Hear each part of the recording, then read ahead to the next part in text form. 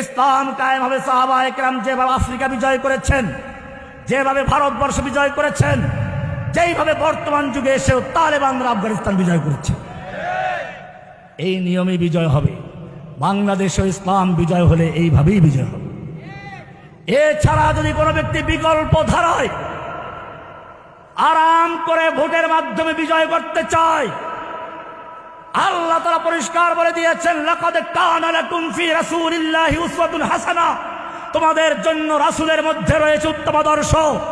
Abraham লিঙ্কনের মধ্যে নয়। আমা ক্বালা লাকাদ কানা লাকুম ফি আব্রাহাম লিঙ্কন উসওয়াতুন হাসানাহ, আব্রাহাম লিঙ্কনের তরিকায় তোমাদের উত্তম আদর্শতা বলা হয় নাই। একবার যখন সমাজতন্ত্রের সয়লাব আসলো, একদল আলেম সেই সয়লাবে ভেসে গেল। আবার যখন এখন গণতন্ত্রের সয়লাব আসলো, তুফান আসলো, আলেমরা এখন দলে দলে সেই গণতন্ত্রের দলে ঝুঁকে যাচ্ছে, ভোট আর জোটের মাধ্যমে ইসলাম কায়েম করে ফেলবে। এটা পরিষ্কার বলে দেয়, সংখ্যাগরিষ্ঠ লোকের ভোটের মাধ্যমে ইসলাম কায়েম হতে পারে না। কোরআনের সূরা আনআম 116 নম্বর আয়াত পরিষ্কার বলছে, ওয়াইন তুতে আকসারা মান ফিল আরদে, হে নবী আপনি যদি এই পৃথিবীর সংখ্যাগরিষ্ঠ লোকের মতের অনুসরণ করেন, ইউদিল্লুকা আন সাবিলিল্লাহ, তারা আপনাকে আল্লাহর রাস্তায় গুমরাহ করে ফেলবে, আল্লাহর রাস্তা থেকে সরিয়ে দেবে, আল্লাহর পথ থেকে বিচ্যুত করে ফেলবে।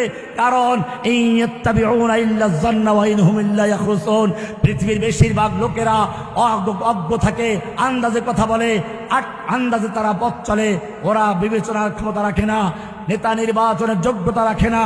মদখোর, সুদখোর, জুয়াচোর আর গাঁজাখোর, বাবাখোর, এদের কোনো ভোটের মূল্য নেই।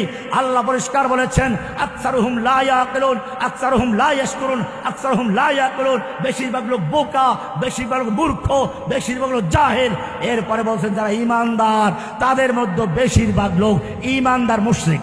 কোরআনের সূরা ইউসুফ এই সূরার 106 নম্বর আয়াত পরিষ্কার বলছেন, ওয়ামা ইউমিনু আকসারুহুম বিল্লাহি ইল্লা ওয়া হুম মুশরিকুন, বেশিরভাগ লোক যারা ঈমানের দাবি করে তাদের মধ্যে অধিকাংশ লোক ঈমানের দাবিতে তারা শিরকে যুক্ত আছে। এই শিরক কোন শিরক? এই শিরক হচ্ছে গণতন্ত্রের শিরক। এই শিরক কোন শিরক? এই শিরক হচ্ছে জনগণ ক্ষমতায় সব ক্ষমতার মালিক। এই শিরক হচ্ছে আল্লাহর আইনকে বাতিল করে দিয়ে মানব রচিত আইনে নির্বাচন করা, ভোট দেওয়া, মানব রচিত আইনে দেশ পরিচালনা করার শিরক। এগুলো রাষ্ট্রীয় শিরক, এগুলো থেকে বাঁচতে হবে।